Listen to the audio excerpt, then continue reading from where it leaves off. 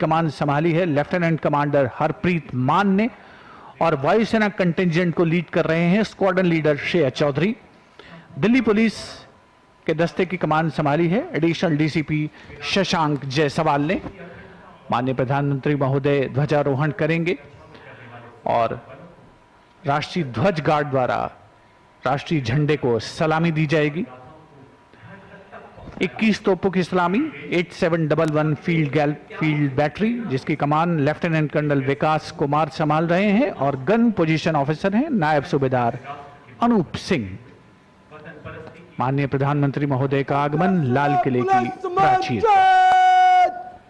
Prime Minister Narendra Modi reaching the top level of the ramparts to address the nation. पहले ध्वजारोहण। राष्ट्रीय सलाम सलामत गश्त।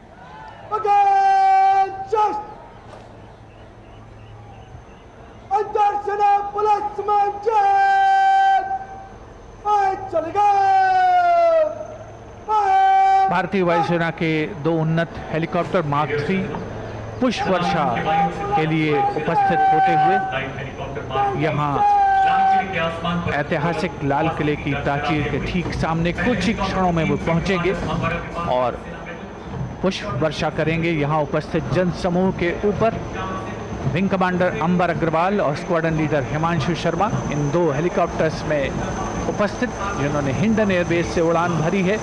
उपस्थित जनसमूह आह्लादित है, प्रसन्न है। माननीय प्रधानमंत्री महोदय श्री नरेंद्र मोदी स्वयं अभिवादन कर रहे हैं इन एयर वॉरियर्स का, इन जांबाजों का, जिन्होंने देश की वायुसेनाओं की रक्षा करने में कोई कसर नहीं छोड़ी है। और यहाँ स्वाधीनता दिवस समारोह को एक पुष्पित कलेवर प्रदान करते हुए The ceremonial red and gold flower petals being showered from the air warriors up in the sky. And here, the National Flag Guard marching off, commanded by Major Abhinav Detha. And in a short while from now, the Prime Minister will address the nation.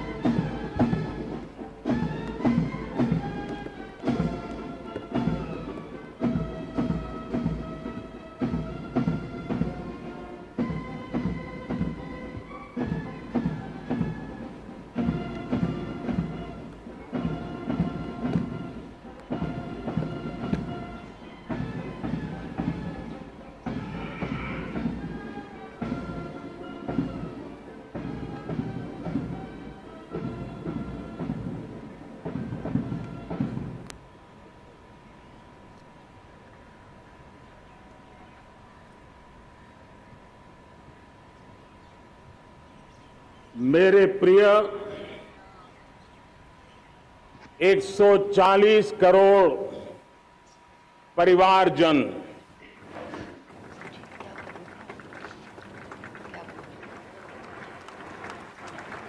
दुनिया का सबसे बड़ा लोकतंत्र और अब बहुत लोगों का अभिप्राय है कि जनसंख्या की दृष्टि से भी हम विश्व में नंबर 1 पर है। इतना बड़ा विशाल देश, 140 करोड़ देश कि मेरे भाई बहन, मेरे परिवारजन आज आजादी का पर्व मना रहे हैं। मैं देश के कोटि कोटि जनों को,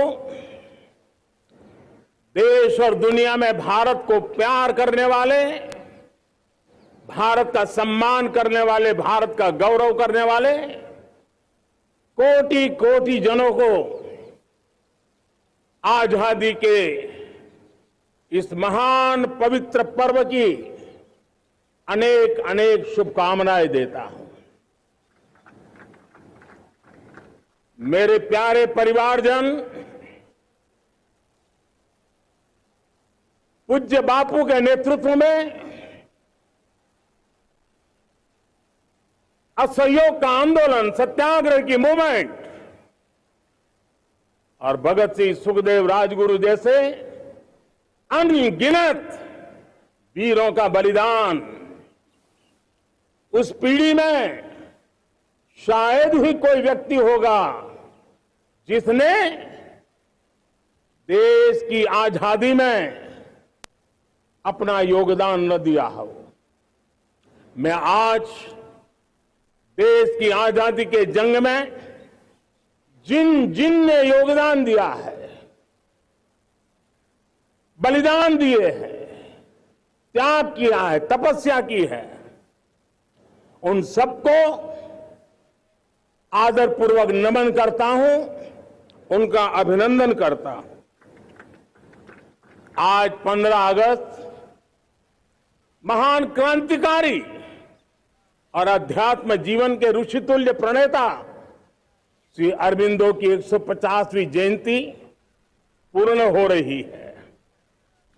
ये वर्ष स्वामी दयानंद सरस्वती के 150वीं जयंती का वर्ष है।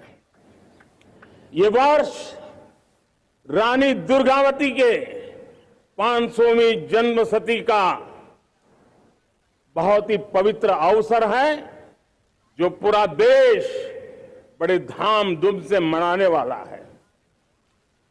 ये वर्ष मीराबाई, भक्ति योग की सिरमौर मीराबाई के 525 वर्ष का भी ये पावन पर्व है। ये बार जो 26 जनवरी हम मनाएंगे वो हमारे गणतंत्र दिवस की 75वीं वर्षगांठ होगी। अनेक प्रकार से अनेक अवसर, अनेक संभावनाएं राष्ट्र निर्माण में जुटे रहने के लिए पल पल नई प्रेरणा, पल पल नई चेतना, पल पल सपने, पल पल संकल्प, शायद इससे बड़ा कोई अवसर नहीं हो सकता। मेरे प्यारे परिवारजन, इस बार प्राकृतिक आपदा ने देश के अनेक हिस्सों में अकल्पनीय संकट पैदा किए। जिन परिवारों ने इस संकट में सहन किया है, मैं उन सभी परिवारजनों के प्रति अपनी संवेदना प्रकट करता हूं और राज्य केंद्र सरकार मिलकर के उन सभी संकटों से जल्दी से मुक्त होकर के फिर तेज गति से आगे बढ़ेंगे, ये मैं विश्वास दिलाता हूं। मेरे प्यारे परिवारजनों, पिछले कुछ सप्ताह नॉर्थ ईस्ट में, विशेषकर मणिपुर में और हिंदुस्तान के भी अन्य कुछ भागों में, लेकिन विशेषकर मणिपुर में जो हिंसा का दौर चला, कई लोगों को अपना जीवन खोना पड़ा, मां बेटियों के सम्मान के साथ खिलवाड़ हुआ। लेकिन कुछ दिनों से लगातार शांति की खबरें आ रही हैं। देश मणिपुर के लोगों के साथ है। देश मणिपुर के लोगों को पिछले कुछ दिनों से जो शांति बनाए रखी है, उस शांति के पर्व को आगे बढ़ाए और शांति से ही समाधान का रास्ता निकलेगा। और राज्य और केंद्र सरकार मिलकर के उन समस्याओं के समाधान के लिए भरपूर प्रयास कर रही है, करती रहेगी। मेरे प्यारे परिवारजनों, जब हम इतिहास की तरफ नजर करते हैं तो इतिहास में कुछ पल ऐसे आते हैं जो अपनी अमिट छाप छोड़ करके जाते हैं और उसका प्रभाव सदियों तक रहता है। और कभी कभी शुरुआत में वो बहुत छोटा लगता है, छोटी सी घटना लगती है, लेकिन वो अनेक समस्याओं की जड़ बन जाती है। हमें याद है 1000-1200 साल पहले इस देश पर आक्रमण हुआ। एक छोटे से राज्य के छोटे से राजा का पराजय हुआ, लेकिन तब पता तक नहीं था कि एक घटना भारत को 1000 साल की गुलामी में फंसा देगी। और हम गुलामी में जकड़ते गए, जो आया लूटता गया, जो जिसका मन चाहा हम पे आके सवार हो गया। कैसा विपरीत काल रहा होगा वो 1000 साल का। मेरे प्यारे परिवारजनों, घटना छोटी क्यों ना हो, लेकिन 1000 साल तक प्रभाव छोड़ के रही है। लेकिन मैं आज इस बात का जिक्र इसलिए करना चाहता हूं कि भारत के वीरों ने इस कालखंड में कोई भूभाग ऐसा नहीं था, कोई समय ऐसा नहीं था जब उन्होंने देश की आजादी के लौ को गलता न रखा हो, बलिदान की परंपरा न बनाई हो। मां भारती बेड़ियों से मुक्त होने के लिए उठ खड़ी हुई थी, जंजीरों को झकझोर रही थी और देश की नारी शक्ति, देश की युवा शक्ति, देश के किसान, देश के गांव के लोग, मजदूर, कोई हिंदुस्तानी ऐसा नहीं था जो आजादी के सपने को लेकर के जीता न हो। आजादी को पाने के लिए मर मिटने के लिए तैयार होने वालों की एक बड़ी फौज तैयार हो गई थी। जेलों में जवानी खपाने वाले अनेक महापुरुष हमारे देश की आजादी को, गुलामी की बेड़ियों को तोड़ने के लिए लगे हुए थे। मेरे प्यारे परिवारजनों,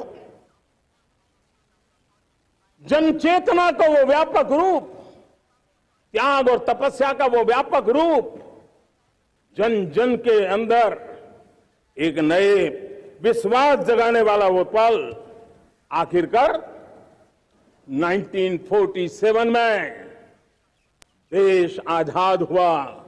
1000 साल की गुलामी में संजोए हुए सपने देशवासी पूरे करते हुए देखे।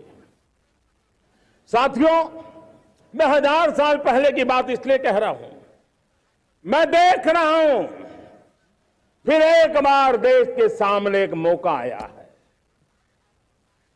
इस ऐसे कालखंड में हम जी रहे हैं, ऐसे कालखंड में हमने प्रवेश किया है और यह हमारा सौभाग्य है कि भारत के ऐसे अमृत काल में, यह अमृत काल का पहला वर्ष है।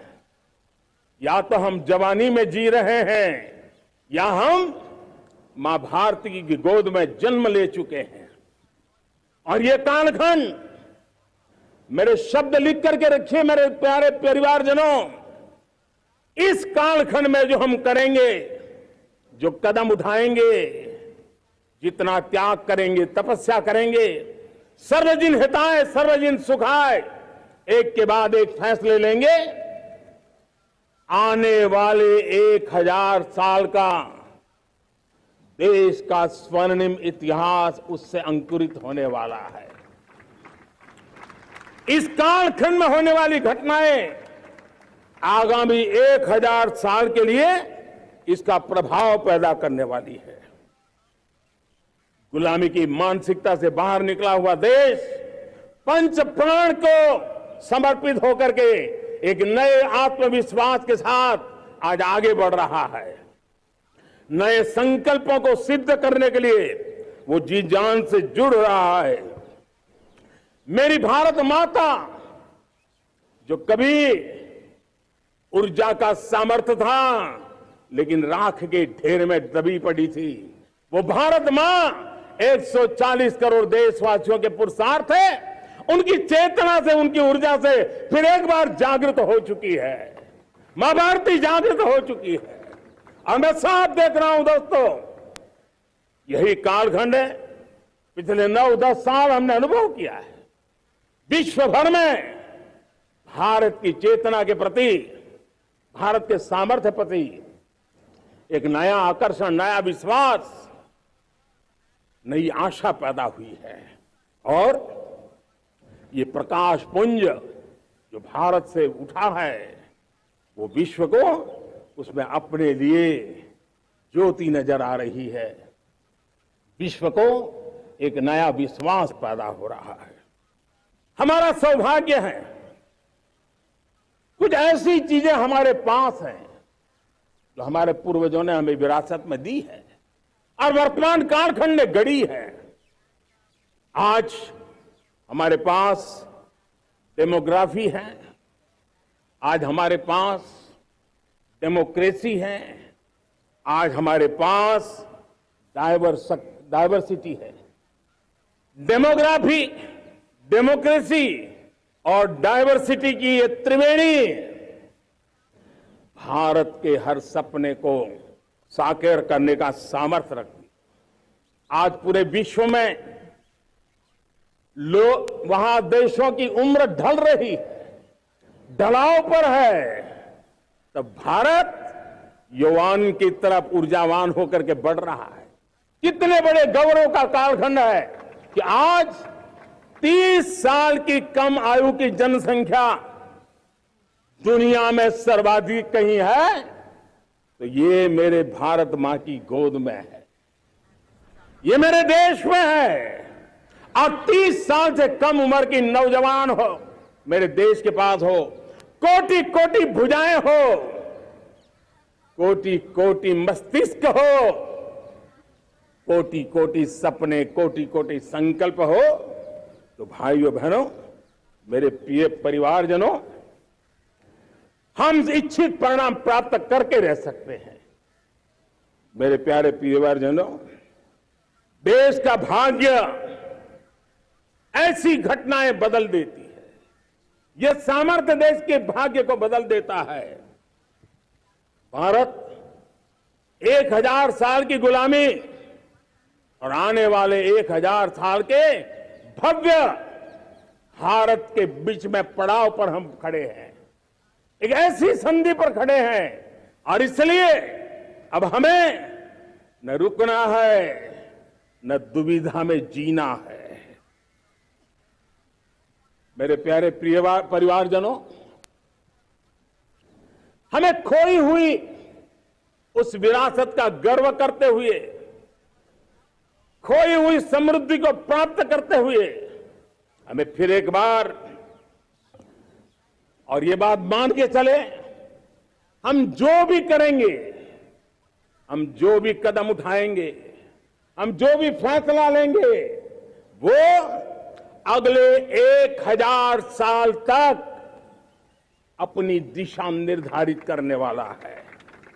भारत के भाग्य को लिखने वाला है। मैं आज मेरे देश के नौजवानों को, मेरे देश की बेटे बेटियों को ये जरूर कहना चाहूंगा, जो सौभाग्य आज मेरे युवाओं को मिला है, ऐसा सौभाग्य शायद ही किसी के नसीब होता है जो आपके नसीब हुआ है। और इसलिए हमें ये गंवाना नहीं है।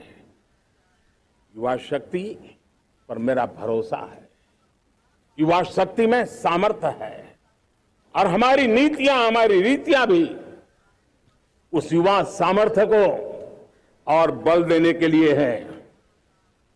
आज मेरे युवाओं ने दुनिया में पहले 3 स्टार्टअप इकोसिस्टम में भारत को स्थान दिला दिया है। विश्व के युवाओं को अचंभा हो रहा है भारत के इस सामर्थ्य को लेकर के, भारत की इस ताकत को देख करके। आज दुनिया टेक्नोलॉजी ड्रिवन है और आने वाला युग टेक्नोलॉजी से प्रभावित रहने वाला है, और तब टेक्नोलॉजी में भारत की जो टैलेंट है उसकी एक नई भूमिका रहने वाली है। साथियों, मैं पिछले दिनों G20 समिट में बाली गया था, और बाली में दुनिया के समृद्ध देश, दुनिया के विकसित देश भी, उनके मुखिया मुझे भारत की डिजिटल इंडिया की सफलता के लिए बारीकियों से जानने के लिए इच्छुक थे। हर कोई इसका सवाल पूछता था, और जब मैं उनको कहता था कि भारत ने जो कमाल किया है ना, वो दिल्ली, मुंबई, चेन्नई तक सीमित नहीं है। भारत ने जो कमाल कर रहा है, मेरे टियर 2, टियर 3 सिटी के युवा भी आज मेरे देश का भाग्य गढ़ रहे हैं। छोटे छोटे स्थान के मेरे नौजवान, और मैं आज बड़े विश्वास से कहता हूं, देश का ये जो सामर्थ्य नया नजर आ रहा है, और इसलिए मैं कहता हूं, हमारे छोटे शहर आकार और आबादी में छोटे हो सकते हैं। ये हमारे छोटे छोटे शहर, हमारे कस्बे आकार और आबादी में छोटे हो सकते हैं, लेकिन आशा और आकांक्षा, प्रयास और प्रभाव वो किसी से कम नहीं है। वो सामर्थ्य उनके अंदर है। नए ऐप्स, नए सॉल्यूशन, टेक्नोलॉजी डिवाइस। अब खेलों की दुनिया देखिए, कौन बच्चे हैं? झुग्गी झोंपड़ी से निकले हुए बच्चे आज खेलों की दुनिया में पराक्रम दिखा रहे हैं। छोटे छोटे गांव के, छोटे छोटे कस्बे के नौजवान, हमारी बेटे बेटियां आज कमाल दिखा रही हैं। अब देखिए, मेरे देश की 100 जितनी स्कूल ऐसी हैं जहां के बच्चे सैटेलाइट बना करके सैटेलाइट छोड़ने की तैयारियां कर रही है। आज हजारों टिंकरिंग लैब नए वैज्ञानिकों का गर्भाधान कर रही है। आज हजारों टिंकरिंग लैब लाखों बच्चों को साइंस और टेक्नोलॉजी के राह पर आगे बढ़ने के लिए प्रेरणा दे रही है। मैं मेरे देश के नौजवानों को कहना चाहता हूं, अवसरों की कमी नहीं है। आप जितने अवसर चाहेंगे, ये देश आसमान से भी ज्यादा अवसर आपने देने का सामर्थ्य रखता है। मैं आज लाल किले की प्राचीर से मेरे देश की माताओं, बहनों, मेरे देश की बेटियों को हृदय से अभिनंदन करना चाहता हूं। देश आज जब पहुंचा है, अब विशेष शक्ति जुड़ रही है मेरी माताओं बहनों के सामर्थ्य की। आज देश प्रगति की राह पर चल पड़ा है, तो मैं मेरे किसान भाई बहनों का भी अभिनंदन करना चाहता हूं। यह आप ही का पुरुषार्थ है, यह आप ही का परिश्रम है कि देश आज कृषि क्षेत्र में आगे बढ़ रहा है। मैं मेरे मजदूरों का, मेरे श्रमिकों का, मेरे प्रिय परिवारजन, ऐसे कोटि कोटि श्रमिकों को आज मैं नमन करता हूं, उनका अभिनंदन कर रहा हूं। देश आज जो आधुनिकता की ओर बढ़ रहा है, विश्व की तुलना करने वाले सामर्थ्य के साथ नजर आ रहा है, उसके पीछे मेरे देश के मजदूरों का, मेरे देश के श्रमिकों का बहुत बड़ा योगदान है। आज समय कहता है कि लाल किले की प्राचीर से मैं उनका अभिनंदन करूं, उनका अभिवादन करूं, और ये मेरे परिवारजन 140 करोड़ देशवासी, मेरे इन श्रमिकों का, रेहड़ी पटरी वालों का, फूल सब्जी बेचने वालों का हम सम्मान करते हैं। मेरे देश को आगे बढ़ाने में, मेरे देश को प्रगति की नई ऊंचाई पर ले जाने में प्रोफेशनल्स की बहुत बड़ी भूमिका है, बढ़ती रही है। चाहे साइंटिस्ट हो, चाहे इंजीनियर्स हो, डॉक्टर्स हो, नर्सिस हो, शिक्षक हो, आचार्य हो, यूनिवर्सिटीज हो, गुरुकुल हो, हर कोई मां भारती का भविष्य उज्जवल बनाने के लिए अपनी पूरी ताकत से लगा हुआ है। मेरे प्यारे परिवारजनों, राष्ट्रीय चेतना वो एक ऐसा शब्द है जो हमें चिंताओं से मुक्त कर रहा है, और आज वो राष्ट्रीय चेतना ये सिद्ध कर रही है कि भारत का सबसे बड़ा सामर्थ्य बना है भरोसा, भारत का सबसे बड़ा सामर्थ्य बना है विश्वास। जन जन में हमारा विश्वास, जन जन का सरकार पर विश्वास, जन जन का देश के उज्जवल भविष्य पर विश्वास, और विश्व का भी भारत के प्रति विश्वास। ये विश्वास हमारी नीतियों का है, हमारी रीति का है। भारत के उज्जवल भविष्य को जिस निर्धारित मजबूत कदमों से हम आगे बढ़ा रहे हैं, उसका है। भाइयों बहनों, मेरे प्यारे परिवारजनों, ये बात निश्चित है कि भारत का सामर्थ्य और भारत की संभावनाएं विश्वास की नई बुलंदियों को पार करने वाली है, और ये विश्वास की नई बुलंदियां नए सामर्थ्यों को लेकर के चलनी चाह रही है।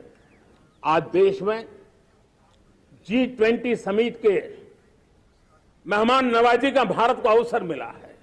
अब पिछले एक साल से हिंदुस्तान के हर कोने में जिस प्रकार से G20 के अनेक ऐसे आयोजन हुए, अनेक कार्यक्रम हुए हैं, उसने देश के सामान्य मानवी के सामर्थ्य को विश्व को परिचित करा दिया है, भारत की विविधता का परिचय कराया है, भारत की डायवर्सिटी को दुनिया अचंभे से देख रही है, और उसके कारण भारत के तरफ आकर्षण बढ़ा है, भारत को जानने की, समझने की इच्छा जगी है।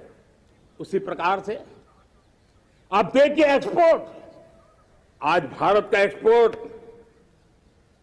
के तेजी से बढ़ रहा है, और मैं कहना चाहता हूं दुनिया के एक्सपर्ट्स इन सारे मानदंडों के आधार पर कह रहे हैं कि अब भारत रुकने वाला नहीं है। दुनिया की कोई भी रेटिंग एजेंसी होगी वो भारत का गौरव कर रही है। कोरोना काल के बाद दुनिया एक नए सिरे से सोचने लगी, और मैं विश्वास से देख रहा हूं कि जिस प्रकार से द्वितीय महायुद्ध के बाद, द्वितीय विश्व युद्ध के बाद दुनिया ने एक नया वर्ल्ड ऑर्डर आकार लिया था, मैं साफ साफ देख रहा हूं कि कोरोना के बाद एक नया विश्व ऑर्डर, एक नया ग्लोबल ऑर्डर, एक नया जियोपॉलिटिकल इक्वेशन, ये बहुत तेजी से आगे बढ़ रहा है। जियोपॉलिटिकल इक्वेशन की सारे व्याख्याएं बदल रही है, परिभाषाएं बदल रही है, और मेरे प्यारे परिवारजनों, आप गौरव करेंगे। बदलते हुए विश्व को शेप देने में आज मेरे 140 करोड़ देशवासियों आपका सामर्थ्य नजर आ रहा है। आप निर्णायक मोड़ पर खड़े हैं, और कोरोना काल में भारत ने जिस प्रकार से देश को आगे बढ़ाया, दुनिया ने हमारे सामर्थ्य को देखा है। जब दुनिया के सप्लाई चेन तहस नहस हो गई थी, बड़ी बड़ी अर्थव्यवस्था पर दबाव था, उस समय भी हमने कहा था हमें विश्व का विकास देखना है तो मानव केंद्रीय होना चाहिए, मानवीय संवेदनाओं से भरा हुआ होना चाहिए, और तब जाकर के समस्याओं का सही समाधान निकालेंगे। और कोविड ने हमें सिखाया है या हमें मजबूर किया है, लेकिन मानवीय संवेदनाओं को छोड़ करके हम विश्व का कल्याण नहीं कर सकते। आज भारत ग्लोबल साउथ की आवाज बन रहा है। भारत की समृद्ध विरासत आज दुनिया के लिए एक अवसर बन रहा है। Global economy, global supply chain, इसमें भारत की हिस्सेदारी, मैं पक्का विश्वास से कहता हूं, आज जो भारत में परिस्थिति पैदा हुई है, आज जो भारत ने कमाया है, वो दुनिया में स्थिरता की गारंटी लेकर के आया है। दोस्तों, अब न हमारे मन में, न 140 करोड़ मेरे परिवारजनों के मन में, और न ही दुनिया के मन में कोई इफ्स है, कोई बट्स है। विश्वास बन चुका है। मेरे प्यारे देशवासियों, अब गेंद हमारे पाले में है। हमें अवसर जाने नहीं देना चाहिए, हमें मौका छोड़ना नहीं चाहिए। भारत में मैं मेरे देशवासियों का इसलिए भी अभिनंदन करता हूं कि मेरे देशवासियों में एक नीर विवेक का सामर्थ्य है, समस्याओं की जड़ों को समझने का सामर्थ्य है। और इसलिए 2014 में मेरे देशवासियों ने 30 साल के अनुभव के बाद तय किया कि देश को आगे ले जाना है तो स्थिर सरकार चाहिए, मजबूत सरकार चाहिए, पूर्ण बहुमत वाली सरकार चाहिए। और देशवासियों ने एक मजबूत और स्थिर सरकार बनाई। और 3 दशकों के जो अनिश्चितता का कालखंड था, जो अस्थिरता का कालखंड था, जो राजनीतिक मजबूरियों से देश जकड़ा हुआ था, उससे मुक्ति मिली। मेरे प्यारे परिवारजनों, देश के पास आज एक ऐसी सरकार है, वो सर्वजन हिताय सर्वजन सुखाय, देश के संतुलित विकास के लिए समय का पल पल और जनता की पाई पाई, जनता की भलाई के लिए लगा रही है। और मेरी सरकार, मेरे देशवासियों का मन एक बात से जुड़ा हुआ है। हमारे हर निर्णय, हमारे हर दिशा, उसका एक ही मानदंड है, नेशन फर्स्ट, राष्ट्र प्रथम। और राष्ट्र प्रथम यही दूरगामी परिणाम, सकारात्मक परिणाम पैदा करने वाला है। देश में बड़े स्तर पर काम हो रहा है। और लेकिन मैं कहना चाहूंगा, 2014 में आपने एक मजबूत सरकार बनाई, और मैं कहता हूं 2014 में और 2019 में आपने एक सरकार फॉर्म की, तो मोदी में रिफॉर्म करने की हिम्मत आई। आपने ऐसी सरकार फॉर्म की कि मोदी को रिफॉर्म की हिम्मत आई। और जब मोदी ने एक के बाद एक रिफॉर्म किए, तो मेरे ब्यूरोक्रेसी के लोग, मेरे लाखों हाथ पैर जो हिंदुस्तान के कोने कोने में सरकार के हिस्से के रूप में काम कर रहे हैं, उन्होंने ब्यूरोक्रेसी ने ट्रांसफॉर्म करने के लिए, परफॉर्म करने की जिम्मेवारी बखूबी निभाई। और उन्होंने परफॉर्म करके दिखाया, और जनता जनार्दन जुड़ गई, तो वो ट्रांसफॉर्म होता भी नजर आ रहा है। और इसलिए रिफॉर्म, परफॉर्म, ट्रांसफॉर्म, ये कालखंड अब भारत के भविष्य को गढ़ रहा है। और हमारी सोच देश की उस ताकतों को बढ़ावा देने पर है जो आने वाले 1000 साल की नींव को मजबूत करने वाले हैं। दुनिया को युवा शक्ति की जरूरत है, युवा स्किल की जरूरत है। हमने अलग स्किल मिनिस्ट्री बनाई, वो भारत की आवश्यकताओं को तो पूरी करेगी, वो दुनिया की आवश्यकताओं को पूरी करने का भी सामर्थ्य रखेगी। हमने जल शक्ति मंत्रालय बनाया। मंत्रालय की बनाने की रचना को भी अगर कोई एनालिसिस करेगा ना, तो इस सरकार के मन मस्तिष्क को बड़े अच्छे ढंग से आप समझ पाएंगे। हमने जल शक्ति मंत्रालय बनाया। ये जल शक्ति मंत्रालय हमारे देश के एक एक देशवासियों को पीने का शुद्ध पानी पहुंचे, पर्यावरण की रक्षा के लिए पानी के प्रति संवेदनशील व्यवस्थाएं विकसित हो, उस पर हम बल रहे हैं। हमारे देश में कोरोना के बाद दुनिया देख रही है होलिस्टिक हेल्थ केयर, ये समय की मांग है। हमने अलग आयुष मंत्रालय बनाया और योग और आयुष आज दुनिया में अपना परचम लहरा रहे हैं। हमने दुनिया को हमारे कमिटमेंट के कारण विश्व का हमारे प्रति ध्यान गया है। अगर हम ही हमारे इस सामर्थ्य को नकार देंगे तो फिर दुनिया कैसे स्वीकार करेगी। लेकिन जब मंत्रालय बना तो दुनिया को भी उसका मूल्य समझ में आया। मत्स्य पालन, हमारा इतना बड़ा समुद्री तट, हमारे कोटि कोटि मछुआरे भाई बहन, उनका कल्याण भी हमारे दिलों में है। और इसलिए हमने अलग से मत्स्य पालन को लेकर के, पशुपालन को लेकर के, डेयरी को लेकर के अलग मंत्रालय की रचना की, ताकि समाज के जिस वर्ग के लोग पीछे रह गए उनको हम साथ लें। देश में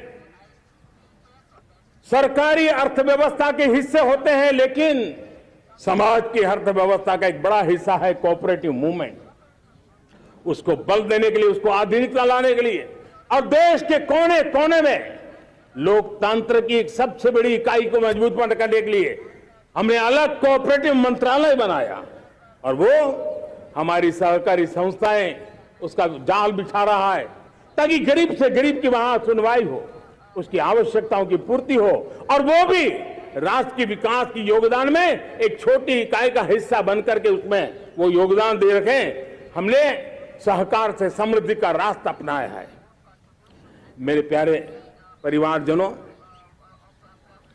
जब हम लोग 14 में आए थे तो हम वैश्विक अर्थव्यवस्था में 10वें नंबर पर थे, और आज 140 करोड़ देशवासियों का पुरुषार्थ रंग लाया है कि हम विश्व की अर्थव्यवस्था में 5वें नंबर पर पहुंच चुके हैं।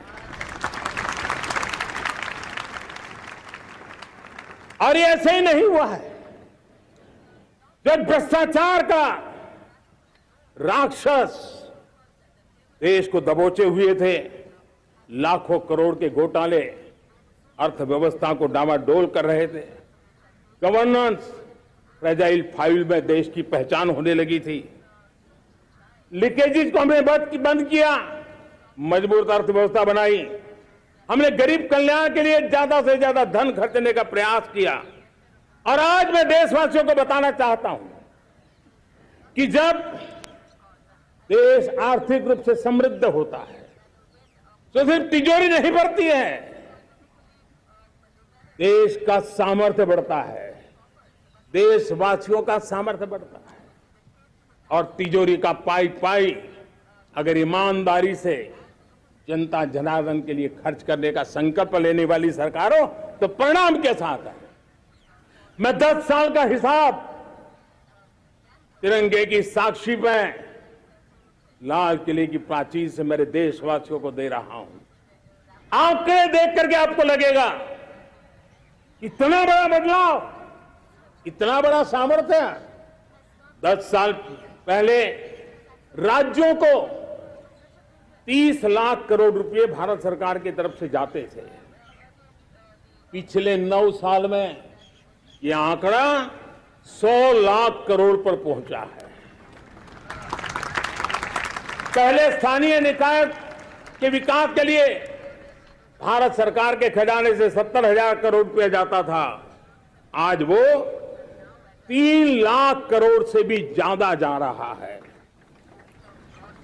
पहले गरीबों के घर बनाने के लिए 90,000 करोड़ रुपया खर्च होता था।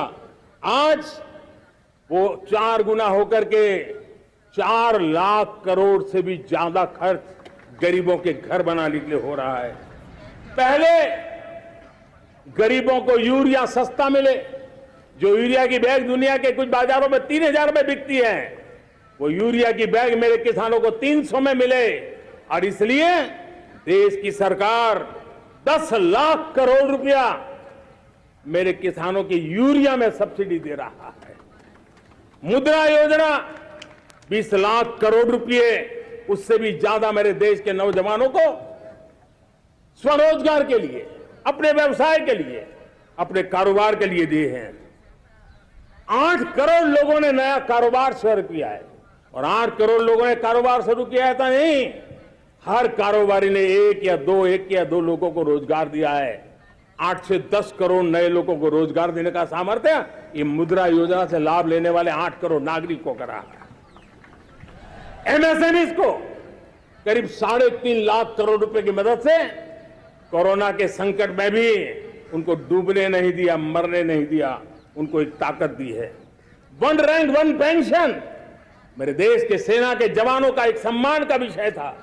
70,000 करोड़ रुपया भारत की तिजोरी से आज पहुंचा है, मेरे निवृत्त सेना के नायकों के जेब में, उनके परिवार में पहुंचा है। सभी कैटेगरी में, मैंने तो कुछ ही गिनाए, मैं ज्यादा समय लेना नहीं चाहता। हर कैटेगरी में पहले की तुलना में अनेक गुना धन देश के विकास के लिए, कोने कोने में रोजगार पैदा करने के लिए, पाई पाई का उपयोग भारत का भाग्य बदलने के लिए हो, और इसलिए हमने काम किया है। और मेरे प्यारे प्रियजनों, इतना ही नहीं, हमने इन सारे प्रयासों का परिणाम है कि आज 5 साल के मेरे कार्यकाल में, 5 साल के कार्यकाल में, 5 साल में 13.5 करोड़ मेरे गरीब भाई बहन गरीबी की जंजीरों को तोड़ करके न्यू मिडिल क्लास के रूप में बाहर आए हैं। जीवन का इससे बड़ा कोई संतोष नहीं होता। मेरे प्यारे प्रिय परिवारजनों, और जब 13.5 करोड़ लोग गरीबी की इस मुसीबतों से बाहर निकलते हैं, तो कैसी कैसी योजनाएं उनको मदद दी है। उनको आवास योजना का लाभ मिलना, पीएम स्वनिधि से 50,000 करोड़ रुपया रेहड़ी पटरी वालों तक पहुंचाया है। आने वाले दिनों में, आने वाली विश्वकर्मा जयंती पर एक कार्यक्रम हम लागू करेंगे। इस विश्वकर्मा जयंती पर हम करीब 13-15 हजार करोड़ रुपया से, जो परंपरागत कौशल्य से रहने वाले लोग, जो औजार से और अपने हाथ से काम करने वाला वर्ग है, ज्यादातर ओबीसी समुदाय से, हमारे सुथार हो, हमारे सोनार हो, हमारे राजमिस्त्री हो, हमारे कपड़े धोने वाले काम करने वाले लोग हो, हमारे बाल काटने वाले भाई बहन परिवार हो, ऐसे लोगों को एक नई ताकत देने के लिए हम आने वाले महीने में विश्वकर्मा जयंती पर विश्वकर्मा योजना लॉन्च करेंगे और करीब 13-15 हजार करोड़ से उसका प्रारंभ करेंगे। हमने पीएम किसान सम्मान निधि में 2.5 लाख करोड़ रुपया सीधा मेरे देश के किसानों के खाते में जमा किया है। हमने जल जीवन मिशन, हर घर में शुद्ध पानी पहुंचे, 2 लाख करोड़ रुपया खर्च किया है। हमने आयुष्मान भारत योजना, ताकि गरीब को बीमारी के कारण अस्पताल जाने से जो मुसीबत होती थी उसको मुक्ति दिलाना, उसको दवाई मिले, उसका उपचार हो, ऑपरेशन हो, अच्छे से अच्छी हॉस्पिटल में हो। आयुष्मान भारत योजना के तहत 70,000 करोड़ रुपए हमने लगाए हैं। पशुधन, देश ने कोरोना वैक्सीन की बात तो देश को याद है, 40,000 करोड़ रुपए लगाए, वो तो याद है। लेकिन आपको जानकर के खुशी होगी, हमने पशुधन को बचाने के लिए करीब करीब 15,000 करोड़ रुपया पशुधन के टीकाकरण के लिए लगाया है। मेरे प्यारे देशवासियों, मेरे प्यारे परिवारजनों, जन औषधि केंद्रों ने देश के सीनियर सिटीजन्स को, देश के मध्यम वर्गीय परिवार को एक नई ताकत दी है। जिस संयुक्त परिवार में अगर किसी को एक डायबिटीज जैसा हो जाए, 2-3 हजार रुपया दवाई का बिल स्वाभाविक हो जाता है। हमने जन औषधि केंद्र से जो दवाई बाजार में 100 रुपए में मिलती है, वो 10 रुपया, 15 रुपया, 20 रुपए में दी। और आज देश में 1000 जन औषधि केंद्रों से मेरे इन बीमारी में जिनको दवाई की जरूरत थी, ऐसे लोगों के करीब 20,000 करोड़ रुपया उनके जेब में बचा है। और ये ज्यादातर मध्यम वर्ग के परिवार के लोग हैं। लेकिन आज उसकी सफलता को देखते हुए मैं देशवासियों को कहना चाहता हूं, जैसे हम एक विश्वकर्मा योजना लेकर के समाज के उस वर्ग को छूने वाले हैं, अब देश में 10,000 जन औषधि केंद्र से हम 25,000 जन औषधि केंद्र का लक्ष्य लेकर के आने वाले दिनों में काम करने वाले हैं। मेरे प्यारे परिवारजनों, जब देश में गरीबी कम होती है तो देश की मध्यम वर्ग की ताकत बहुत बढ़ती है। और अगर दुनिया में, और मैं आपको विश्वास दिलाता हूं, आने वाले 5 साल में मोदी का गारंटी है, देश पहले 3 वैश्विक इकोनॉमी में अपना जगह ले लेगा। ये पक्का जगह ले लेगा। आज जो 13.5 करोड़ गरीबी से बाहर आए हुए लोग हैं, वो एक प्रकार से मध्यम वर्ग की ताकत बन जाते हैं। जब गरीब की खरीद शक्ति बढ़ती है तो मध्यम वर्ग की व्यापार शक्ति बढ़ती है। जब गांव की खरीद शक्ति बढ़ती है तब कस्बे और शहर की आर्थिक व्यवस्था और तेज गति से दौड़ती है। और यही इंटरकनेक्टेड हमारा अर्थचक्र होता है। हम उसको बल लेकर के आगे चलना चाहते हैं। मेरे प्यारे परिवारजनों, शहर के अंदर जो कमजोर लोग रहते हैं, बिना घर को मुसीबत रहती है, मध्यम वर्ग के परिवार अपना खुद का घर का सपना देख रहे हैं, हम उसके लिए भी आने वाले कुछ सालों के लिए एक योजना लेकर के आ रहे हैं। और जिसमें ऐसे मेरे परिवारजन जो शहरों में अपना घर, शहरों में रहते हैं लेकिन किराए के मकान पे रहते हैं, झुग्गी झोपड़ी में रहते हैं, चाल में रहते हैं, अनऑथराइज्ड कॉलोनीज में रहते हैं, ऐसे मेरे परिवारजन अगर अपना मकान बनाना चाहते हैं तो बैंक से जो लोन मिलेगा उसके ब्याज के अंदर राहत देकर के लाखों रुपयों की मदद करने का हमने निर्णय किया है। मेरे मध्यम वर्ग के परिवार को जब 2 लाख से 7 लाख इनकम टैक्स की सीमा बढ़ जाती है तो सबसे बड़ा लाभ सैलरी क्लास को होता है, मेरे मध्यम वर्ग को होता है। इंटरनेट का डेटा बहुत महंगा था 2014 के पहले, अब दुनिया का सबसे सस्ता इंटरनेट का डेटा का खर्चा हो रहा है। हर परिवार के पैसे बच रहे हैं। मेरे प्यारे परिवारजनों, विश्व कोरोना के बाद अभी तक उभर नहीं पाया है। युद्ध ने फिर एक नई मुसीबत पैदा की है। आज दुनिया महंगाई के संकट से जूझ रही है। पूरी दुनिया की अर्थव्यवस्था को महंगाई ने दबोच के रखा है। हम भी दुनिया से जिन सामान की जरूरत होती है लाते हैं, तो हमें सामान तो इंपोर्ट करते हैं। हमारा दुर्भाग्य है कि हमें महंगाई भी इंपोर्ट करनी पड़ती है, क्योंकि पूरी दुनिया को महंगाई ने जकड़ के रखा है। लेकिन मेरे प्यारे परिवारजनों, भारत ने महंगाई को नियंत्रित रखने के लिए भरसक प्रयास किए हैं। पिछले कालखंड की तुलना में हमें कुछ सफलता भी मिली है, लेकिन इतने से संतोष नहीं मान सकते। दुनिया से हमारी चीजें अच्छी है, इतने बात से हम सोच नहीं सकते। मुझे तो मेरे देशवासियों को महंगाई की बोझ कम से कम हो, इस दिशा में और भी कदम उठाने हैं और हम उस कदम को उठा के रहेंगे। मेरा प्रयास निरंतर जारी रहेगा। मेरे प्यारे परिवारजनों, आज देश अनेक क्षमताओं को लेकर के आगे बढ़ रहा है। देश आधुनिकता की तरफ आगे बढ़ने के लिए काम कर रहा है। आज देश रिन्यूएबल एनर्जी पे काम कर रहा है। आज देश ग्रीन हाइड्रोजन पे काम कर रहा है। देश की स्पेस पे क्षमता बढ़ रही है, तो देश की डीप सी मिशन में भी सफलता के साथ आगे चल रहा है। देश में रेल आधुनिक हो रही है, तो वंदे भारत बुलेट ट्रेन भी आज देश के अंदर काम कर रही है।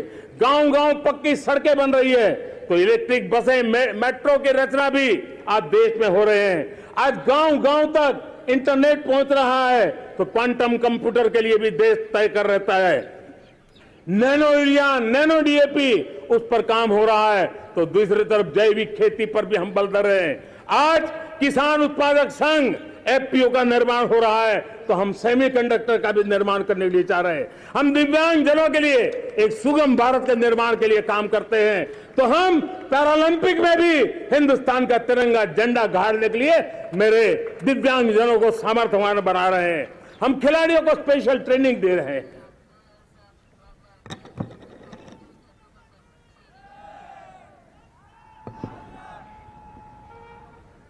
आज भारत पुरानी सोच, पुराने ढर्रे को छोड़ करके लक्ष्यों को तय करके लक्ष्यों को प्राप्त करने की जरूरत से चल रहा है। और जब मैं कहता हूं ना कि जिसका शिलान्यास हमारी सरकार करती है, उसका उद्घाटन भी हमारे कालखंड में करते हैं।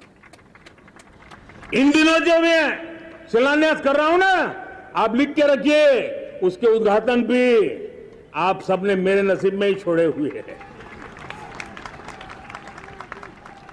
हमारी कार्य संस्कृति, बड़ा सोचना, दूर का सोचना, सर्वजन हिताय सर्वजन सुखाय सोचना, यह हमारी कार्यशैली रही है। और सोच से भी ज्यादा, संकल्प से भी ज्यादा हासिल कैसे करना, इस ऊर्जा के साथ हम काम करते हैं। हमने आजादी के काल अमृत महोत्सव में 75,000 अमृत सरोवर बनाने का संकल्प किया था। उस समय हमने हर जिले में 75 अमृत सरोवर बनाना संकल्प किया था। करीब 50-55 हजार अमृत सरोवर की कल्पना की थी, लेकिन आज करीब 75,000 अमृत सरोवर का काम निर्माण हो रहा है। ये अपने आप में बहुत बड़ा काम हो रहा है। जनशक्ति और जल शक्ति की ताकत भारत के पर्यावरण की रक्षा में भी काम आने वाली है। 18,000 गांवों तक बिजली पहुंचाना, जनधन बैंक खाते खोलना, बेटियों के लिए शौचालय बनाना, सारे टारगेट समय के पहले पूरी शक्ति से पूरे करेगा। और जब भारत ठान लेता है तो उसे पूरा करके रहता है। ये हमारा ट्रैक रिकॉर्ड कहता है। 200 करोड़ वैक्सीनेशन का काम, दुनिया हमें जब पूछती है 200 करोड़ सुनती है, उनकी आंखें फट जाती है। इतना बड़ा काम ये मेरे देश के आंगनवाड़ी वर्कर, हमारी आशा वर्कर, हमारी हेल्थ वर्कर, उन्होंने करके दिखा। यह मेरे देश का सामर्थ्य है। 5G को रोल आउट किया, दुनिया में सबसे तेज गति से 5G रोल आउट करने वाला मेरा देश है। 700 से अधिक जिलों तक हम पहुंच चुके हैं और अब 6G की भी तैयारी कर रहे हैं। हमने टास्क फोर्स बना दिया है। रिन्यूएबल एनर्जी, हम टारगेट से पहले चले हैं। हमने रिन्यूएबल एनर्जी 2030 का जो टारगेट तय किया था, 21-22 में इसको पूरा कर दिया। हमने इथेनॉल में 20% ब्लेंडिंग की बात कही थी, वो भी हमने समय से 5 साल पहले पूरा कर दिया। हमने $500 बिलियन के एक्सपोर्ट की बात की थी, वो भी समय के पहले $500 बिलियन से ज्यादा कर दिया। हमने तय किया, जो हमारे देश में 25 साल से चर्चा हो रही थी कि देश में नई संसद बने, पार्लियामेंट का कोई सत्र ऐसा नहीं था नई संसद के। ये मोदी है, समय के पहले नई संसद बना करके रख दिया। मेरे प्यारे भाई बहनों, ये काम करने वाली सरकार है, निर्धारित लक्ष्यों को पार करने वाली सरकार है। ये नया भारत है, ये आत्मविश्वास से भरा हुआ भारत है, ये संकल्पों को चरितार्थ करने के लिए जी जान से जुटा हुआ भारत है। और इसलिए ये भारत न रुकता है, ये भारत न थकता है, ये भारत न हांफता है और न ही ये भारत हारता है। और इसलिए मेरे प्यारे परिवारजनों, आर्थिक शक्ति बढ़ी है तो हमारी सामरिक शक्ति को भी एक नई ताकत मिली है। हमारी सीमाएं पहले से अधिक सुरक्षित हुई है और मेरे सीमा पर बैठे हुए मेरे जवान जो देश की सीमाओं की रक्षा कर रहे हैं और मेरे देश की आंतरिक सुरक्षा के संभालने वाले यूनिफॉर्म फोर्सेस, मैं आजादी के इस पावन पर्व पर उनको भी अनेक अनेक बधाई देते हुए मेरी बात को आगे बढ़ाता हूं। सेना का अधिकरण हो, हमारी सेना युवा बने, हमारी सेना बैटल के लिए रेडी, युद्ध योग्य बने, इसलिए निरंतर रिफॉर्म का काम आज हमारी सेना में हो रहा है। मेरे प्यारे परिवारजनों, आए दिन हम लोग सुना करते थे, यहां बम धमाका हुआ, वहां बम धमाका हुआ, हर जगह पे लिखा हुआ रहता था कि इस बैग को मत छूना, अनाउंसमेंट होते रहते थे। आज देश सुरक्षा की अनुभूति कर रहा है और जब सुरक्षा होती है, शांति होती है, तो प्रगति के नए अरमान हम पूरे कर सकते हैं। उसको लिए सीरियल बम धमाके का जमाना बीती हुई बात हो गई है। निर्दोषों के जो मौत होते थे तो बीते हुए कल की बात हो गई है। आज देश में आतंकी हमलों में भारी कमी आई है। नक्सल प्रभावित क्षेत्रों में भी बहुत बड़ा बदलाव आया है, बहुत बड़ा परिवर्तन का एक वातावरण बना है।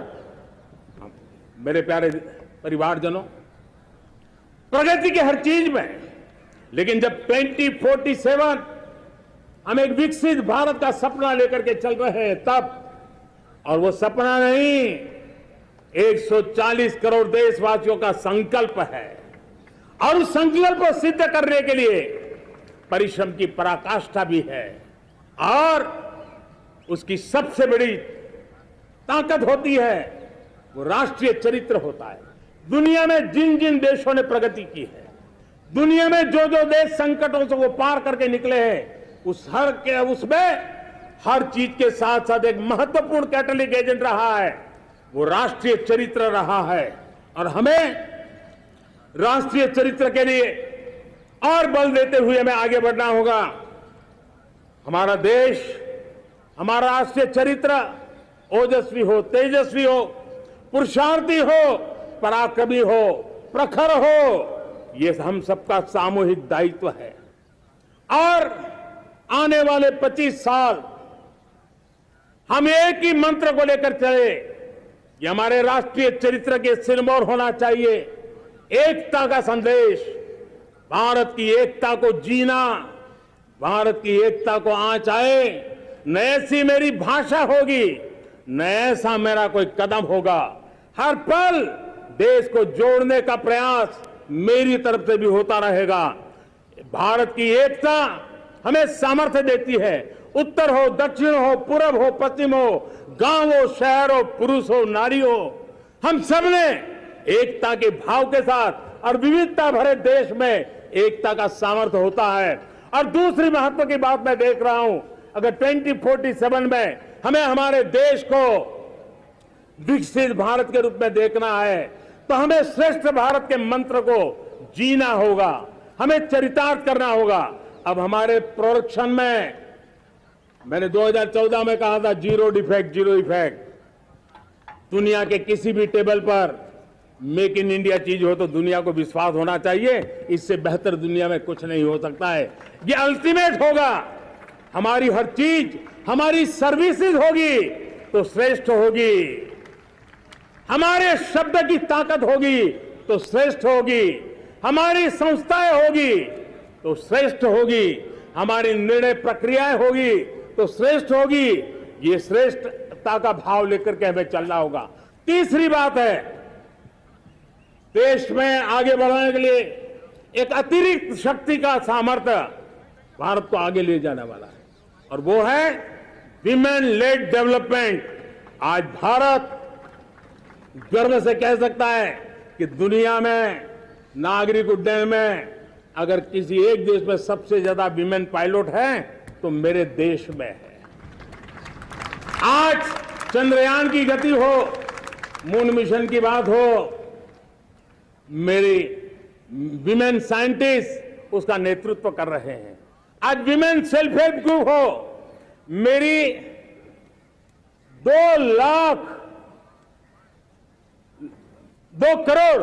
करोड़ लखपति दीदी का लक्ष्य लेकर के आज विमेन सेल्फ हेल्प ग्रुप पे हम काम कर रहे हैं। हम हमारी नारी शक्ति के सामर्थ्य को बढ़ावा देते हुए विमेन लेड डेवलपमेंट के, और जब G20 में मैंने विमेन लेड डेवलपमेंट के विषय को आगे बढ़ाया है तो पूरा G20 समूह इसके महत्व को स्वीकार कर रहा है, और उसके महत्व को स्वीकार कर करके वो उसको बहुत बल दे रहे हैं। उसी प्रकार से भारत विविधताओं से भरा देश है। असंतुलित विकास के हम शिकार रहे हैं। मेरा पराया का के कारण हमारे देश के कुछ हिस्से उसके शिकार रहे हैं। अब हमें रीजनल एस्पिरेशंस को, संतुलित विकास को बल देना है, और रीजनल एस्पिरेशंस को लेकर के उस भावना को हमें सम्मान देते हुए, जैसे हमारी भारत मां का कोई, हमारा शरीर का कोई अंग अगर अविकसित रहे तो हमारा शरीर विकसित नहीं माना जाएगा। हमारा शरीर का कोई अंग दुर्बल रहे तो हमारा शरीर स्वस्थ नहीं माना जाएगा। वैसे ही मेरी भारत माता, उसका कोई एक भूभाग भी, समाज का कोई तबका भी अगर दुर्बल रहे तो मेरी भारत माता समर्थ है, स्वस्थ है, ऐसा बैठ करके हम नहीं बैठ सकते। और इसलिए रीजनल एस्पिरेशंस को हमने एड्रेस करने की आवश्यकता है, और इसलिए हम समाज का सर्वांगीण विकास हो, सर्वस्पर्शी विकास हो, भूभाग के हर क्षेत्र को उसकी अपनी ताकत को खिलने का अवसर मिले, उस दिशा में आगे बढ़ना चाहते हैं।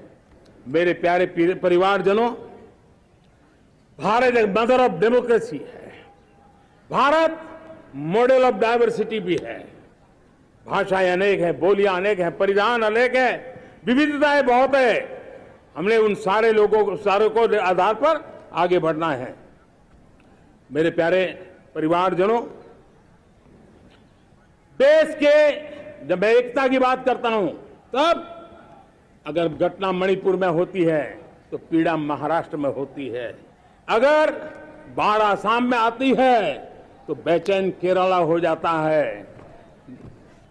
हिंदुस्तान के किसी भी हिस्से में कुछ भी हो, हम एक अंगांगी भाव की अनुभूति करते हैं। मेरे देश की बेटियों पर जुल्म न हो, यह हमारा सामाजिक भी दायित्व है, यह हमारा पारिवारिक दायित्व भी है, और ये देश के नाते हम सबका दायित्व है। आज जब अफगानिस्तान से गुरु ग्रंथ साहब के स्वरूप को लाते हैं तो पूरा देश गौरव की अनुभूति करता है।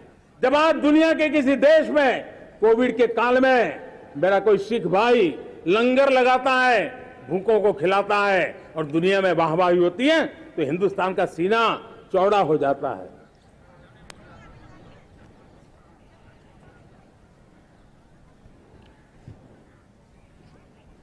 मेरे प्यारे परिवारजनों,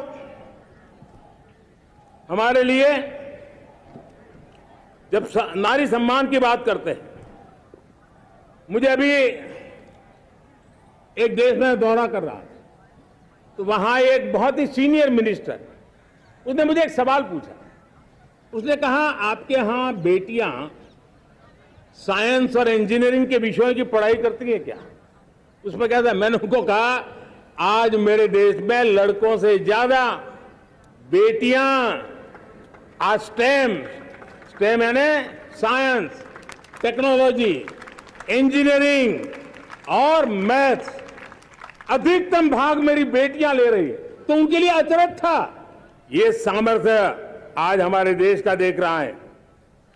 मेरे प्यारे परिवारजनों, आज 10 करोड़ महिलाएं विमेन सेल्फ हेल्प में जुड़ी हुई है, और विमेन सेल्फ हेल्प ग्रुप के साथ आप गांव में जाएंगे तो आपको बैंक वाली दीदी मिलेगी, आपको आंगनवाड़ी वाली दीदी मिलेगी, आपको दवाई देने वाली दीदी मिलेगी। और अब मेरा सपना है 2 करोड़ लखपति दीदी बनाने का, गांव में 2 करोड़ लखपति दीदी। और इसके लिए एक नया अभिगम भेजा, साइंस और टेक्नोलॉजी। हमारे गांव की महिलाओं का भी सामर्थ्य देखता हूं मैं, और इसलिए हम एक नई योजना सोच रहे हैं कि हमारे एग्रीकल्चर सेक्टर में टेक्नोलॉजी आए, एग्री टेक को बल मिले।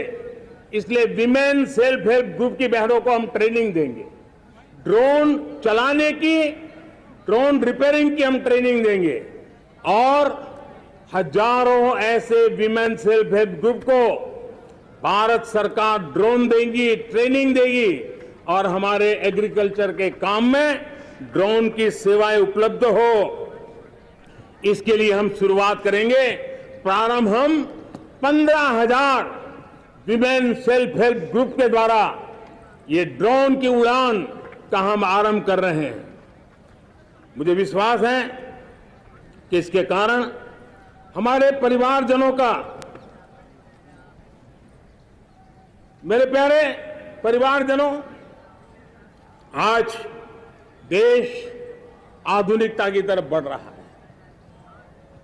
हाईवे हो, रेलवे हो, एयरवे हो, हाईवेज हो, इंफॉर्मेशन वेज, वाटरवेज हो, कोई क्षेत्र ऐसा नहीं है जिस क्षेत्र को आगे बढ़ाने की दिशा में आज देश काम न करता हो। पिछले 9 वर्ष में तटीय क्षेत्रों में हमने, आदिवासी क्षेत्र में, हमारे पहाड़ी क्षेत्र में विकास को बहुत बल दिया है। हमने पर्वतमाला, भारतमाला ऐसी योजनाओं के द्वारा समाज के उस वर्ग को हमने बल दिया है। हमने गैस की पाइपलाइन से हमारे पूर्वी भारत को जोड़ने का काम किया है। हमने अस्पतालों की संख्या बढ़ाई है, हमने डॉक्टर की सीटें बढ़ाई है ताकि हमारे बच्चे डॉक्टर बनने का सपना पूरा कर सके। हमने मातृभाषा में पढ़ाने पर बल दिया है, अब मातृभाषा में वो पढ़ाई कर सके उस दिशा में। और मैं भारत के सुप्रीम कोर्ट का भी धन्यवाद करता हूं कि भारत की सुप्रीम कोर्ट ने कहा है कि आप जो जजमेंट देंगे उसका जो ऑपरेटिव पार्ट होगा वो जो अदालत में आया है उसकी भाषा में उसको उपलब्ध होगा। मातृभाषा का महात्म्य आज बढ़ रहा है। मेरे प्यारे भाई परिवारजनों, आज तक हमारे देश के जो बॉर्डर विलेज हैं, हमने वाइब्रेंट बॉर्डर विलेज का एक कार्यक्रम शुरू किया है। और वाइब्रेंट बॉर्डर विलेज, अब तक इसके लिए कहा जाता था देश के आखिरी गांव। हमने उस पूरी सोच को बदला है, वो देश का आखिरी गांव नहीं है। सीमा पर जो नजर आ रहा है वो मेरे देश का पहला गांव है। अगर सूरज उगता है पूरब में तो उस तरफ के गांव में पहली सूरज की किरण आती है।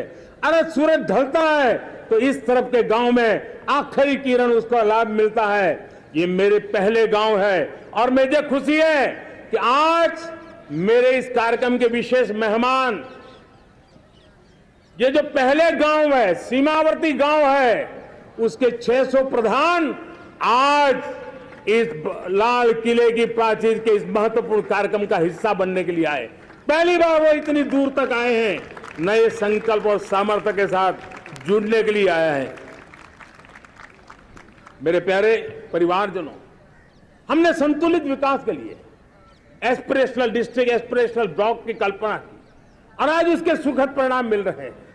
आज राज्य के जो नॉर्मल पैरामीटर्स हैं, जो एस्पिरेशनल डिस्ट्रिक्ट कभी बहुत पीछे थे, वो आज राज्य में भी अच्छा करने लग गए हैं। और मुझे विश्वास है कि आने वाले दिनों में ये हमारे आकांक्षी जिले, हमारे आकांक्षी बॉल अवश्य आगे बढ़ेंगे। जैसे मैंने कहा था, भारत का चरित्र की चर्चा कर रहा था, तो मैंने पहला कहा था भारत की एकता, दूसरा कहा था भारत श्रेष्ठता की तरफ बल दें, तीसरा कहा था विमेन लेड डेवलपमेंट की मैंने बात कही थी, और मैं आज एक बात और कहना चाहता हूं कि हम जैसे रीजनल एस्पिरेशन, मैंने चौथी बात कही थी, पांचवी महत्व की बात है और भारत ने उस दिशा में जाओ, और वो है हमारा राष्ट्रीय चरित्र विश्व मंगल के लिए सोचने वाला होना चाहिए। हमें देश को इतना मजबूत बनाना है जो विश्व मंगल के लिए भी अपनी भूमिका अदा करे। और आज कोरोना के बाद मैं देख रहा हूं जिस प्रकार से संकट की घड़ी में देश ने दुनिया की मदद की, उसका परिणाम है कि आज दुनिया में हमारा देश एक विश्व मित्र के रूप में, विश्व का अटूट साथी के रूप में आज मेरे देश की पहचान बनी है। हमें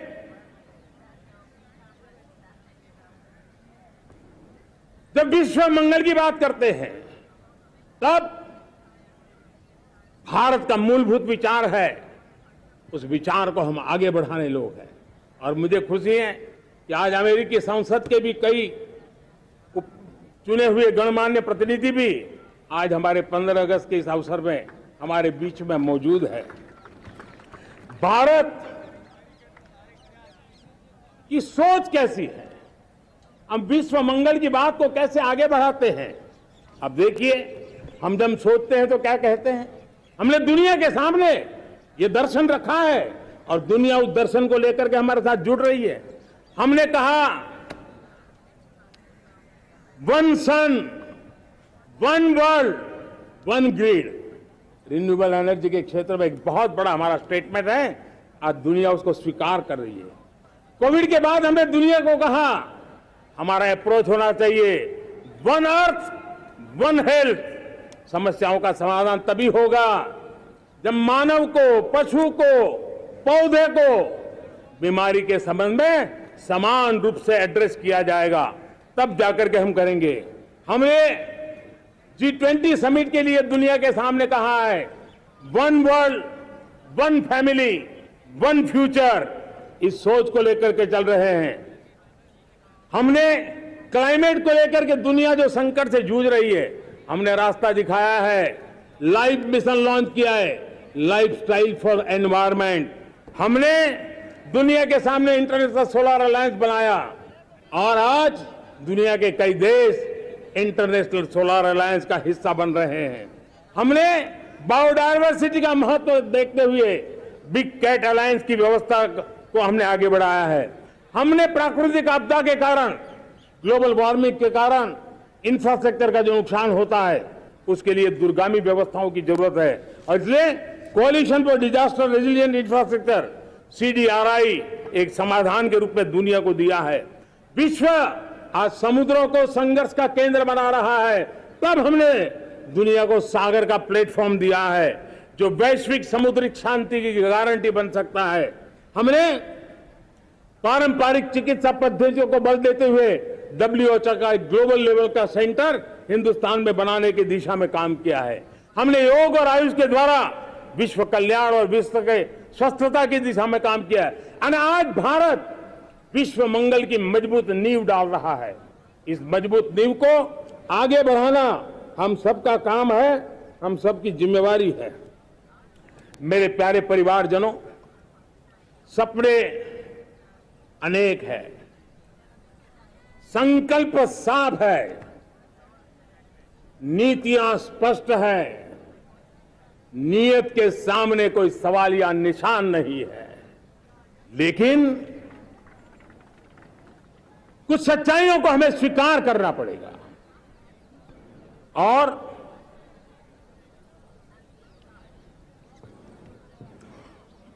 उसके समाधान के लिए मेरे प्रिय परिवारजनों, मैं आज लाल किले से आपकी मदद मांगने आया हूं।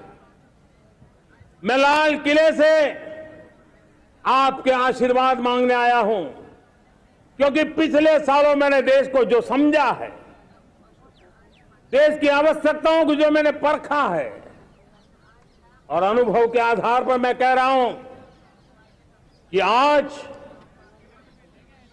गंभीरतापूर्वक उन चीजों को हमें लेना होगा। आजादी के अमृतकाल में 2047 में जब देश आजादी के 100 साल मनाएगा, उस समय दुनिया में भारत का तिरंगा झंडा विकसित भारत का तिरंगा झंडा होना चाहिए।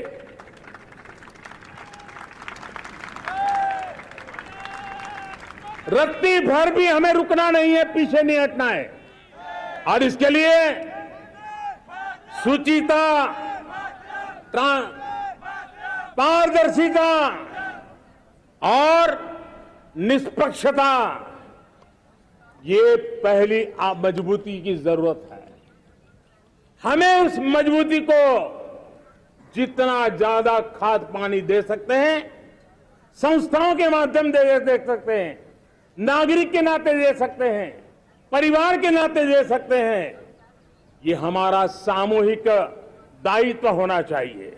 और इसलिए पिछले 75 साल का इतिहास देखिए, भारत के सामर्थ्य में कोई कमी नहीं थी। अरे जो देश कभी सोना की चिड़िया कहा जाता था, वो देश क्यों न फिर से उस सामर्थ्य को लेकर के खड़ा हो सकता है।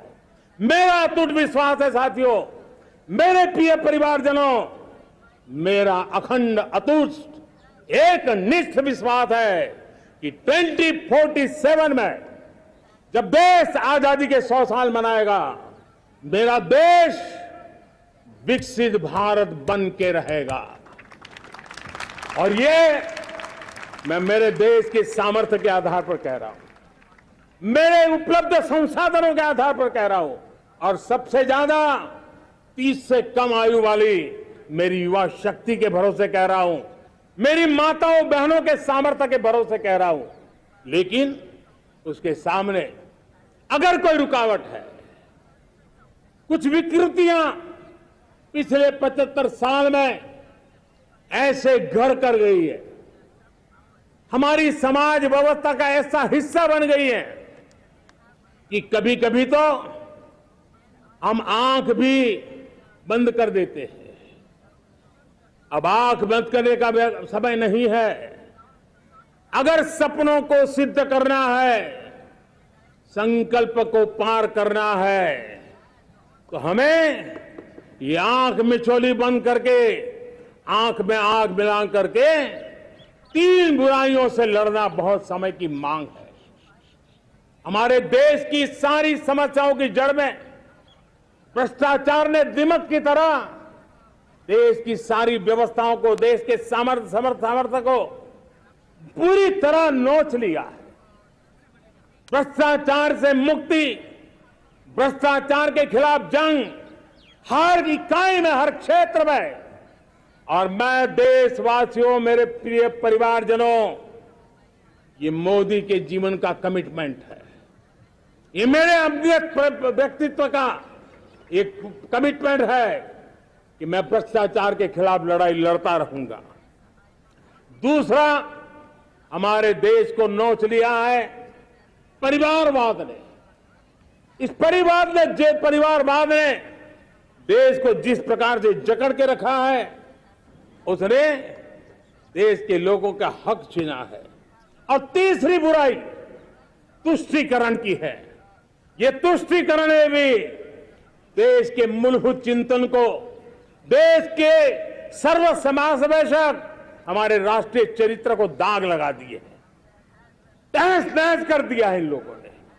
और इसलिए मेरे प्यारे देशवासियों, इसलिए मेरे प्यारे परिवारजनों, हमें इन 3 बुराइयों के खिलाफ पूरे सामर्थ्य के साथ लड़ना है।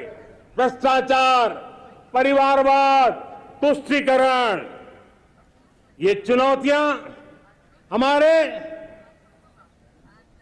ये ऐसी चीजें पनपी है जो हमारे देश के लोगों का जो आकांक्षा है उसका दमन करती है।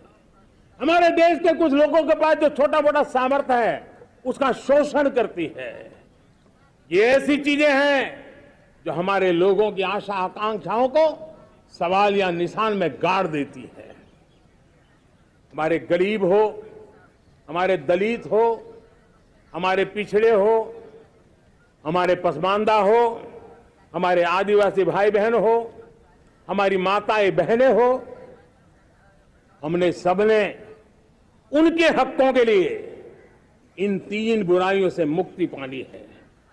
हमें भ्रष्टाचार के खिलाफ एक नफरत का माहौल बनाना है।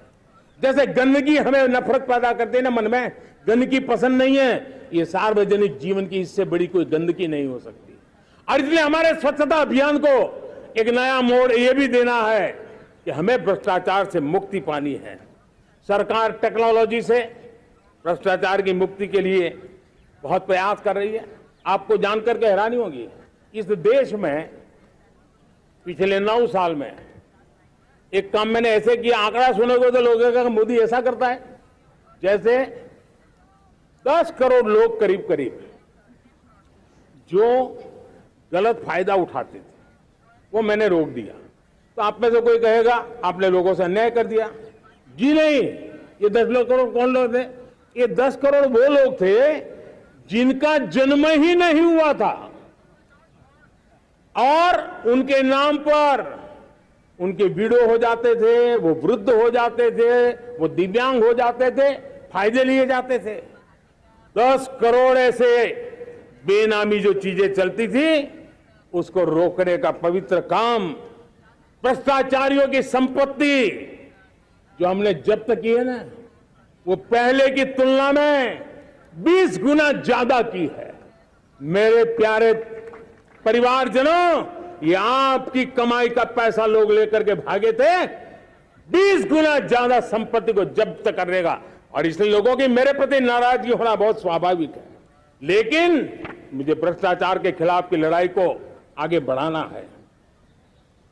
हमारे सरकारी व्यवस्था ने पहले कैमरा के सामने तो कुछ हो जाता था, लेकिन बाद में चीजें अटक जाती थी। हमने पहले की तुलना में कई गुना ज्यादा अदालत में चार्जशीट की है और अब जमानतें भी नहीं मिलती हैं।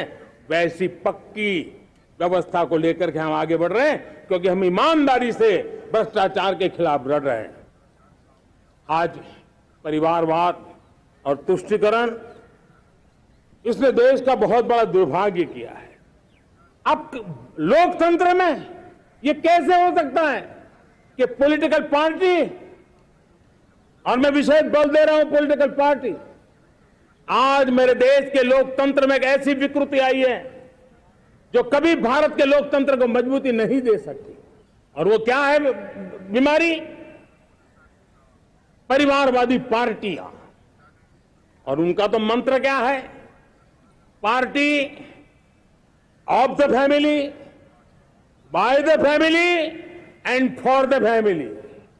इनका तो जीवन मंत्र यही है कि उनकी पॉलिटिकल पार्टी, उनका राजनीतिक दल परिवार का, परिवार के द्वारा और परिवार के लिए, परिवारवाद और भाई भतीजावाद प्रतिभाओं के दुश्मन होते हैं, योग्यता को नकारते हैं, सामर्थ्य को स्वीकार नहीं करते हैं। और इसलिए परिवारवाद इस देश के लोकतंत्र की मजबूती के लिए उसकी मुक्ति जरूरी है। सर्वजन हिताय सर्वजन सुखाय, हर किसी को हक मिले इसलिए, और सामाजिक न्याय के लिए भी ये बहुत। उसी प्रकार से तुष्टीकरण ने सामाजिक न्याय का सबसे बड़ा नुकसान किया। अगर सामाजिक न्याय को तबाह किसने किया है तो ये तुष्टीकरण की सोच, तुष्टीकरण की राजनीति, तुष्टीकरण का सरकारी योजनाओं का तरीका, इसने सामाजिक न्याय को मौत के घाट उतार दिया है। और इसलिए हमें तुष्टीकरण, भ्रष्टाचार, ये विकास का सबसे बड़ा दुश्मन है। अगर देश विकास चाहता है, देश 2047 विकसित भारत का सपना का साकार करना चाहता है, तो हमारे लिए आवश्यक है कि हम किसी भी हालत में देश में भ्रष्टाचार को सहन नहीं करेंगे। इस मूड को लेकर के चलना चाहिए। मेरे प्यारे परिवारजनों, हम सबका एक बहुत बड़ा महत्वपूर्ण दायित्व है। आपने जिस प्रकार से जिंदगी जी है, हमारे आने वाली पीढ़ी को ऐसी जिंदगी जीने के लिए मजबूर करना, यह हमारा गुनाह है। यह हमारा दायित्व है कि हमारे आने वाली पीढ़ी को हम ऐसा समृद्ध देश दें, ऐसा संतुलित देश दें, ऐसा सामाजिक न्याय की धरोहर वाला देश दें, ताकि छोटी छोटी चीजों को पाने के लिए उन्हें कभी भी संघर्ष न करना पड़े। हम सभी का कर्तव्य, हर नागरिक का कर्तव्य है, और ये अमृत काल कर्तव्य काल है। हम कर्तव्य से पीछे नहीं उठ सकते। हमें वो भारत बनाना है जो पूज्य बापू के सपनों का था। हमें वो भारत बनाना है जो हमारे स्वतंत्र सेनानियों का सपना था। हमें वो भारत बनाना है जो हमारे वीर शहीदों का था, हमारी वीरांगनाओं का था, जिन्होंने मातृभूमि के लिए अपना जीवन दे दिया था। मेरे प्यारे परिवारजनों, मैं जब 2014 में आपके पास आया था, तब 2014 में मैं परिवर्तन का वादा लेकर के आया था। 2014 में मैंने आपको वादा किया था मैं परिवर्तन लाऊंगा, और 140 करोड़ मेरे परिवारजन, आपने मुझ पे भरोसा किया और मैंने विश्वास पूरा करने की कोशिश की। रिफॉर्म, परफॉर्म, ट्रांसफॉर्म, वो 5 साल जो वादा था वो विश्वास में बदल गया, क्योंकि मैंने परिवर्तन का वादा किया था। रिफॉर्म, परफॉर्म, ट्रांसफॉर्म के द्वारा मैंने इस वादे को विश्वास में बदल दिया। कठोर परिश्रम किया है, देश के लिए किया है, शान से किया है, सिर्फ और सिर्फ नेशन फर्स्ट, राष्ट्र सर्वोपरि, इस भाव से किया है। 2019 में परफॉर्मेंस के आधार पर आप सबने मुझे फिर से आशीर्वाद दिया। परिवर्तन का वादा मुझे यहां ले आया, परफॉर्मेंस मुझे दोबारा ले आया, और आने वाले 5 साल अभूतपूर्व विकास के हैं। 2047 के सपने को साकार करने का सबसे बड़ा स्वर्णिम पल आने वाले 5 साल है। और अगली बार 15 अगस्त को इसी लाल किले से मैं आपको देश की उपलब्धियां, आपके सामर्थ्य, आपके संकल्प, उसमें हुई प्रगति, उसकी जो सफलता है, उसके गौरवगान, उससे भी अधिक आत्मविश्वास के सामने, आपके सामने मैं प्रस्तुत करूंगा। मेरे प्यारे प्रियजनों, मेरे परिवारजनों, मैं आप में से आता हूं, मैं आपके बीच से निकला हूं, मैं आपके लिए जीता हूं। अगर मुझे सपना भी आता है तो आपके लिए आता है। अगर मैं पसीना भी बहाता हूं तो आपके लिए बहाता हूं, क्योंकि इसलिए नहीं कि आपने मुझे दायित्व दिया है, मैं इसलिए कर रहा हूं कि आप मेरे परिवारजन हैं, और आपके परिवार के सदस्य के नाते मैं आपके किसी दुख को देख नहीं सकता हूं, मैं आपके सपनों को चूर चूर होते नहीं देख सकता हूं, मैं आपके संकल्प को सिद्धि तक ले जाने के लिए आपका एक साथी बन करके, आपका एक सेवक बन करके, आपके साथ जुड़े रहने का, आपके साथ जीने का, आपके लिए जूझने का मैं संकल्प लेकर के चला हुआ इंसान हूं। और मुझे विश्वास है हमारे पूर्वजों ने आजादी के लिए जो जंग लड़ा था, जो सपने देखे थे, वो सपने हमारे साथ है। आजादी के जंग में जिन्होंने बलिदान दिया था, उनके आशीर्वाद हमारे साथ है और 140 करोड़ देशवासियों को एक ऐसा अवसर आया है। ये अवसर हमारे लिए एक बहुत बड़ा संबल लेकर के आया है और इसलिए मेरे प्यारे प्रियजनों, आज जब मैं अमृतकाल में आपके साथ बात कर रहा हूं, ये अमृतकाल का पहला वर्ष है। ये अमृतकाल के पहले वर्ष पर जब मैं आपसे बात कर रहा हूं तो मैं आपको पूरे विश्वास से कहना चाहता हूं, चलता चलाता काल चक्र, चलता चलाता काल चक्र, अमृत काल का भाल चक्र, चलता चलाता काल चक्र, अमृत काल का भाल चक्र, सबके सपने, सबके सपने अपने सपने, सबके सपने अपने सपने, पनपे सपने सारे, सबके सपने अपने सपने, पनपे सपने सारे, धीर चले वीर चले, धीर चले वीर चले, चले युवा हमारे, धीर चले वीर चले, चले युवा हमारे, नीति सही, नीति सही, रीति नहीं, नीति सही रीति नहीं, गति सही, गति सही राह नहीं, गति सही राह नहीं, चुनो चुनो चुनौती, चुनो चुनौती सीना तान, चुनो चुनौती सीना तान, जग में बढ़ाओ देश का नाम, चुनो चुनौती सीना तान, जग में बढ़ाओ देश का नाम। मेरे प्यारे परिवारजनों, हिंदुस्तान के कोने कोने में बैठे हुए मेरे परिवारजन, दुनिया के कोने कोने में जाकर के बसे हुए मेरे परिवारजन, आप सबको आजादी के पावन पर्व की फिर एक बार मैं बहुत बहुत शुभकामनाएं देता हूं। ये अमृतकाल हम सबके लिए कर्तव्य काल है। ये अमृतकाल हम सबको मां भारती के लिए कुछ कर गुजारने का काल है।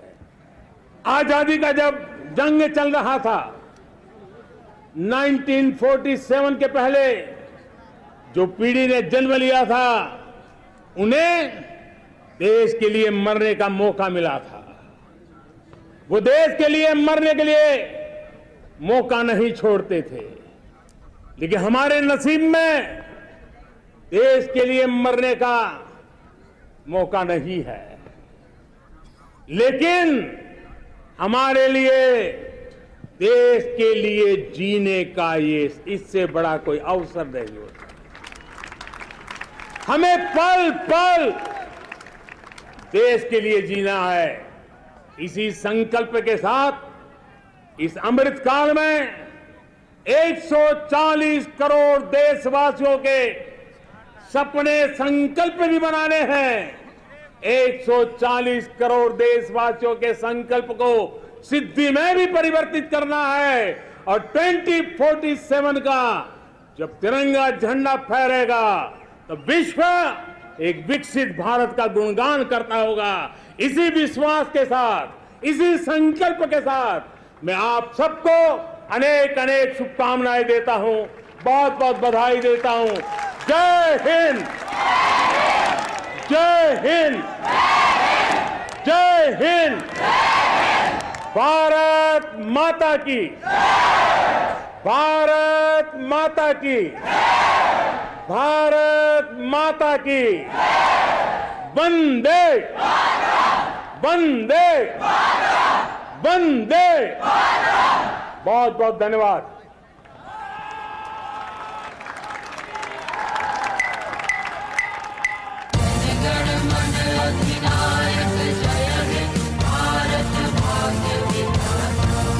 Punjab Sindh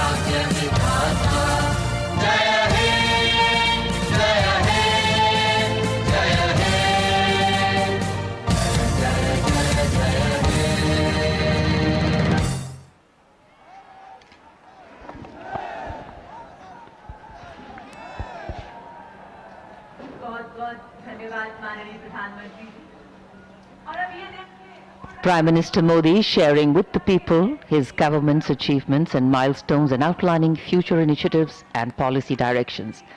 And as is traditional, we can see hundreds of balloons in the colors of the national flag being released into the air.